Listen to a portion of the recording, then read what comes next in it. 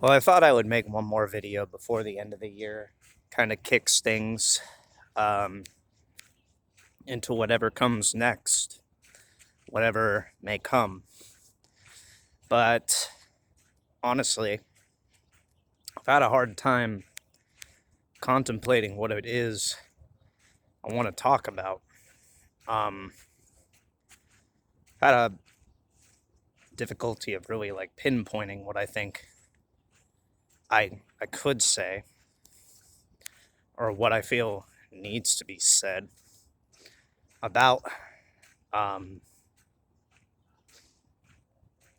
anything, really. I think we all kind of come collectively to these little checkpoints, these little Dark Souls bonfires, our life. We kind of just sit and we take, uh, you know, a kind of solace in everything around us.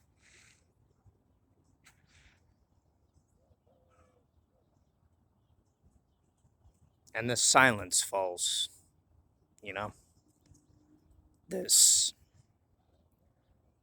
momentary just sense of relief, a reflection, contemplation.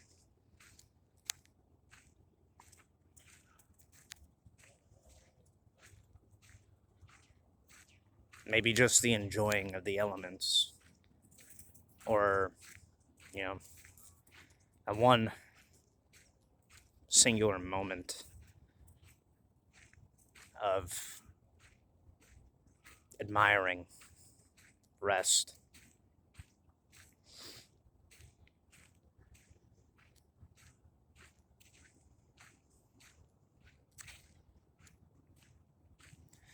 I think living on a world that puts so much emphasis on the communication of information, oftentimes juxtaposed by the distortion of information, the suppression of information. It's ironic that we find a quality of peace in silence in a world that simultaneously wants to silence everything. And oftentimes in silence, you recognize a formality of what's real, what's tangible, what's true. You know, when you step into those moments of silence, sometimes your mind can hum with a lot of this inner noise. And other times, it's like time stops. The quality of, you know, a predeterministic idea of a path that you're walking just suddenly falls away. And you're just watching everything energetically in motion for a moment.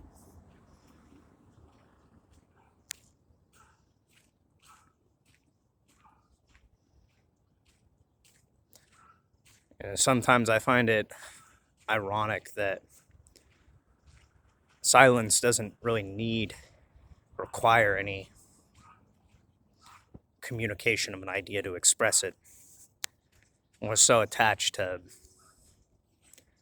the brain and what we communicate. We don't really have a way to express. Sometimes the best thing to do is just shut up and relax.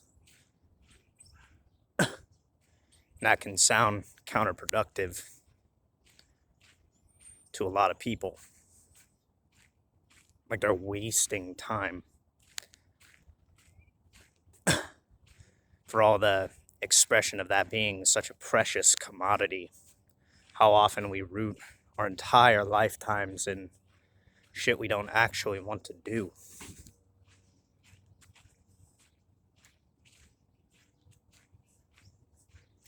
I'm not necessarily against the merit of hard work and labor and effort, when it's for the sake of purpose and taking a level and degree of you know, passion in a certain skill that you cultivate. I think that's a beautiful thing. When your mind is focused and your attention is put towards developing something because you enjoy doing it, that's far different than, doing things you don't want to spend your life and your time doing just because you have to.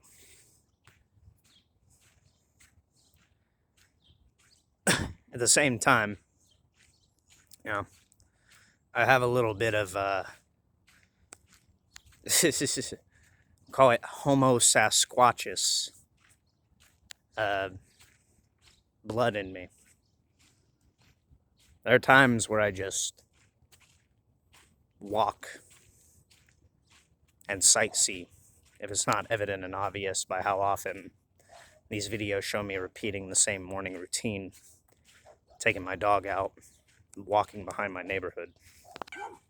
Guy just walked by me and he was playing Santana on his phone during his morning walk. Beautiful. I am this world will call me a quality chronic time waster at times, the way that it looks at things. From my perspective, I'm a quality artisan of cultivating the art of spending my time wisely in the quality of what life facilitates and provides. How's it going? Good. You got a wolf following you. Yep. Every morning. I like to spend my free time getting out and being around and surrounded by the elements that the world facilitates to experience and just lay a level and degree of witnessing phenomenon taking place around me. Because it's a beautiful thing to tune into the living, breathing hum and roar of what exists on the planet. The level of endurance, the very elements that make me, that make you, that make everything around us. The majority of everything that exists on the planet beyond human influences typically moves through its lifespan, abiding in a kind of silent state of just living through a path of least resistance. When it needs to eat, it eats. When it needs to sleep, it sleeps. When the seasons and the cycles of the different periods and portions of the year revolve and change, the weather, everything's in tune and connected with that in a way where it picks up on this kind of delicate, natural cycle. And everything grows through that.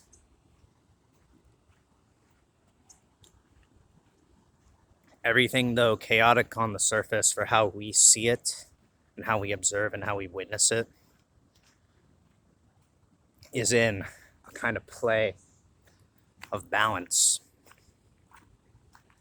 in a steady state of simply existing for whatever its lifespan can facilitate off the elements from the very elements that they too are made from. Nature produces a multiplicity of biological organisms and life forms on this planet.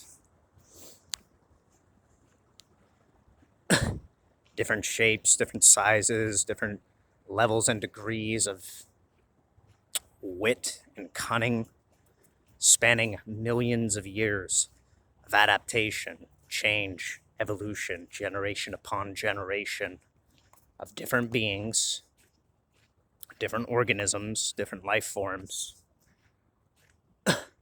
going through this cyclical gauntlet of what this world produces.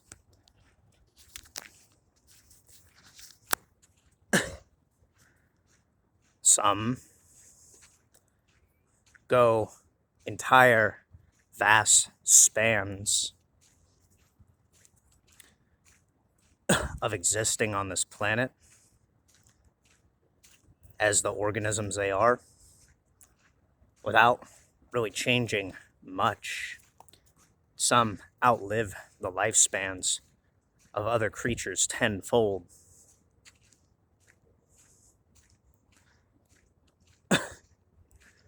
And examples, a sea turtle is one. A tree technically is a biological organism. It's a living, breathing thing. I think a tree sometimes has more intelligence than humans do. Because if you wanted to put it similar to something a little more seemingly living, less than an inanimate object, a tree is like the air and carbon breathing cousin in a lot of ways to a creature with a similar structure. A sea anemone. It facilitates its entire lifespan just by simply gaining nutrients from the elements around it with the least amount of effort put into existing. And it provides and it facilitates a generation of oxygen for other beings and creatures that exist. Creates layers of different gases and elements that facilitate this habitable bubble that the Earth and its biomes abide in.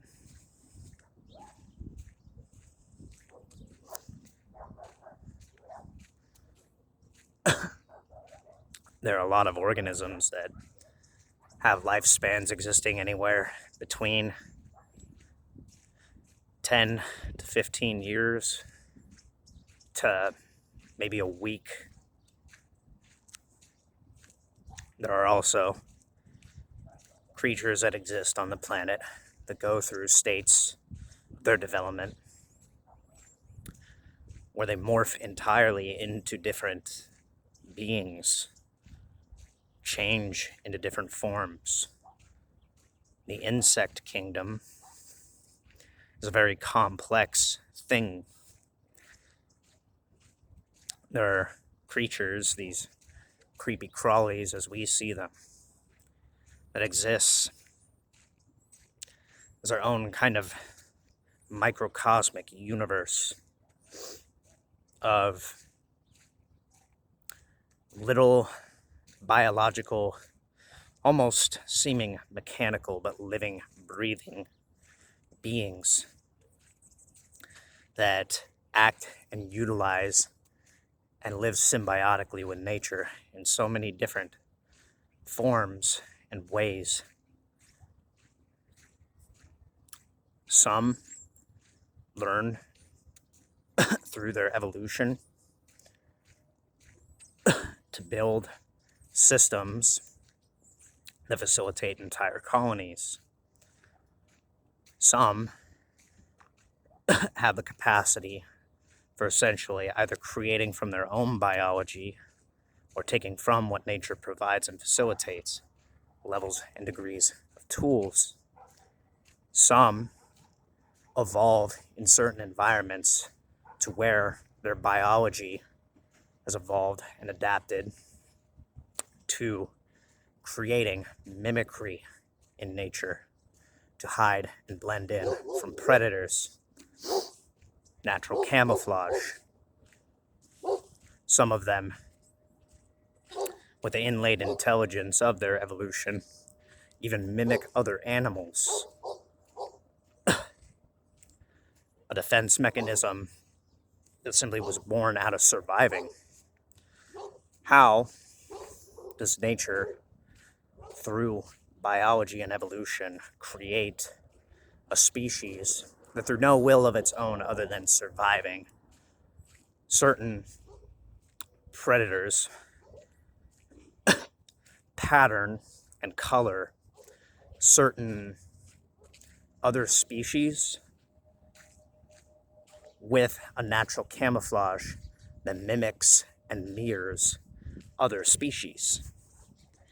How does nature facilitate such a feat? There are species of moths, species of butterfly that have patterns on their wings similar to things like eyes, similar to things like skulls. We, as the species we are, cognitively recognize patterns, see different levels and degrees of depth, light, shadow, color in objects, in imagery. We're an entire species that lives through the communication of ideas, through symbols, language, phonetics, auditory symbolism, images, art, visual symbolism,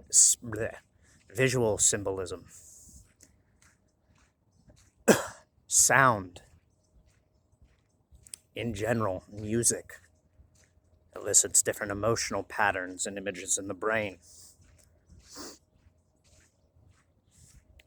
Writing and literature, nothing but symbols that, when combined and puzzle pieced together,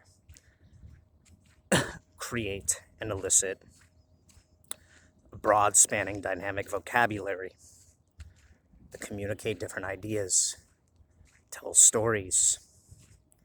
All of this mimics, or is a kind of more elaborate duplication of processes ongoing in our biology, ongoing not just in genetics, but matter itself, immaterial itself. Cells, DNA, these structures that nature has produced that aren't only present in biological living organisms, but essentially non-living objects. These structures, nature is made out of these structures that energy moves through, fluctuates, changes, adapts. And no matter what circumstantially is happening, whether external forces press and mold and crush, recreate, incinerate, duplicate, wear down with time and the elements, whether internal forces acting upon that cause and facilitate growth, change, metamorphosis, adaptation, transformation, mutation, this complex web of biology, is energy literally moving through matter to create an intelligent state of being, an interconnected web through forces that seem disjointed, almost in an illusory way. Separate objects, separate entities, all coming from the same play of energy and matter, combining and redirecting the flow of one another. This illusion of separation, how we believe everything is separate. Your skin is porous. You breathe invisible, gaseous states of elements that basically exist as their own ocean, entirely encompassing everything that we move through. Though our eyes cannot see it, sound travels on airwaves, producing and giving rise to our ability to speak, communicate, hear other sounds, mimic things. Often one can wonder, humans developed language out of the ability to mimic different sounds in nature. I think characters like Tarzan, seen the Disney movie, is really good at mimicking other animal noises. You can communicate with animals. Kind of far-fetched. I'm not going on the route and direction of like some kind of fantasiatic thing, but we're a species that communicates in a multitude and myriad of different ways. Human beings. I'd like to think that the very biological web of everything around us is continuously and constantly communicating through this organism that is the human being, that basically mirrors and reflects that outward into the external environment through its metacognition, its ideas, its concepts. They talk about in psychology the mind being woven together by different archetypes. They're essentially metaphysical characteristics and traits associated with storytelling. Phenomenon of how humans congregate and populate as a species in different ways. It's a pattern in nature that produces certain things. It's not necessarily rooted so much in an aspect of things being predeterministic. It's a constantly changing, fluctuating thing, a metamorphosizing thing. It's still, after all this time, growing and evolving on a spectrum and a continuum of events and circumstances. Now, just as nature creates, nature also destroys. Certain paths and directions and pathologies in this world, especially through human behavior, have been suppressed, conditioned, blocked, kept from existing beyond certain parameters given by certain forces juxtaposed and counter to different things. This is just also the play of nature. No different than you have species of plants, insects, other animals that technically live as decomposers, carry-on feeders, things of that nature. You have things that live predominantly on vegetation. You have creatures that exist miraculously enough on this planet that have a level and degree of plant biology living internally in their structures through which they can facilitate and gather nutrients through photosynthesis.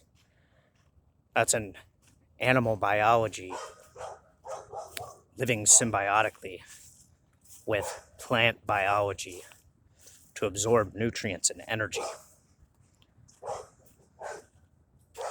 About 2 or 3, possibly more, but off the top of my head and what I'm aware of, there are about 2 or 3 species that are capable of doing this, living on this planet. There are other species that live kind of parasitically off other beings and organisms to guarantee and facilitate their survival. There are species that hunt. There are species that elaborately construct and utilize tools to trap prey. There are species that evolve that have poisons and venoms. There are species that evolve that have poisons and venoms not for the case of hunting, but that act as defense mechanisms to keep them from being hunted.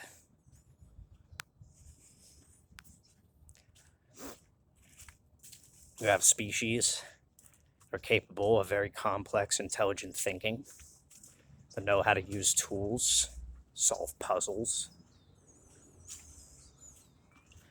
You also have species that show a level and degree of herd mentality and following cyclical cycles and patterns in nature, traveling long distances. You have species that repeat this same herd mentality, that literally walk off cliffs to their deaths. Nature produces such an all-encompassing, all-spanning plethora of phenomenon that just by existing go beyond our ability as the beings that we are to understand and comprehend really through no matter the level and degree of witnessing and observing and ways to postulate and explain behaviors. We simply cannot grasp and understand and simultaneously communicate the level of intricacy and complexity. No matter how much we try to think our way through this seeming complex equation and problem as we see life. The reality is, a thing we see as a problem, we are a product of. We, for all the capacity of our mind, are just another biological organism. But we're a very special biological organism. There's a level and degree of things that exist within us that we can do that, in a lot of ways, make us a species that's developed as a mere duplicate of the entire macrocosm of life and biology and evolution put into one singular vessel, one singular autonomous aware being.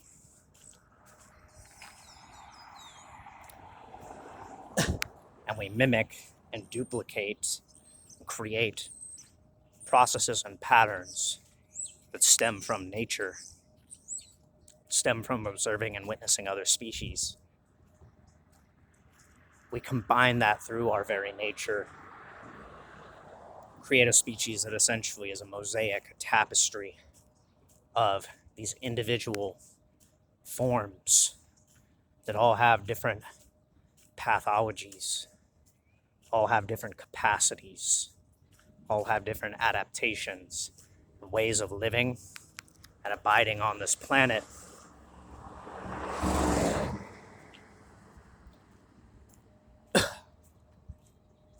Though the world that we have produced and created for ourselves exists in a mundane way that runs and operates much like a mechanical process, a machine. The nature of human beings, you can call it will, you can call it intelligence, you can call it the spirit, you can call it soul, you can call it consciousness, you can call it awareness. A species that does not have necessarily a set template and protocol, though, through illusions of separation and the perception of behavior,